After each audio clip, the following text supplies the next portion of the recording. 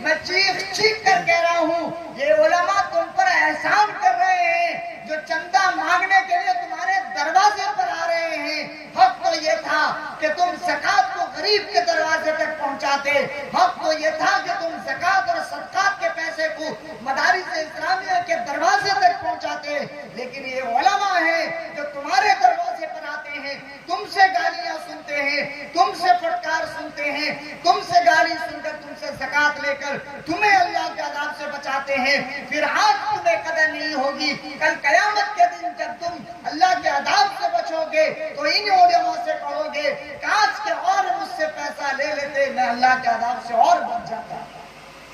فرمایا کہ علماء کی قدر کرو، فرمایا کہ جب تم پیدا ہوتے ہو اذان دینے کی ضرورت پڑتی ہے تو ان علماء کے دروازے پر جاتے ہو، فرمایا کہ جب تم نکاح کرنا چاہتے ہو، جہاں حرام تعلقات کو حلال بنانا چاہتے ہو تو ان علماء کے دروازے پر جاتے ہو، جب تمہارے باپ کا انتقال ہوتا ہے، مال وراثت میں تقسیم ہوتی ہے، جائیداد تم لیتے ہو، زمین تم لیتے ہو، مکانات تم لیتے ہو، بلڈنگ تم لیتے ہو، بینک بیلنس تم لیتے ہو، اور ان مولویوں کے دروازے پر جا کر کہتے ہو مولوی صاحب پھوکٹ میں دعا کروا دیجئے، لیکن پھر بھی قربان جائیے، مولوی صاحب آپ کے دروازے پر آتے ہیں، آپ کے باپ کے لیے دعائیں کرتے ہیں، بتاؤ ان مولویوں کا کیا احسان ہے؟ جب تم نمدم انتقال کر جاتے ہو تمہاری جنازہ رکھا رہتا ہے، کوئی پڑھانے کے لیے تیار نہیں ہوتا ہے، لیکن یہی مولوی آپ کا جنازہ پڑھاتا ہے، آپ کے قبر پر جا کر فاتحہ پڑھتا ہے۔ لیکن آج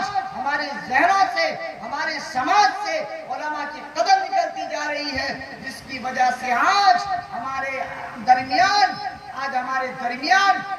نا اتفاقی اور تفرقہ بازی ہو رہی ہے، ہمیں احساس نہیں ہوتا۔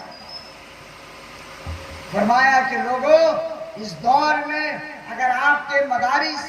آپ کے گاؤں کے مدارس کھل رہا ہے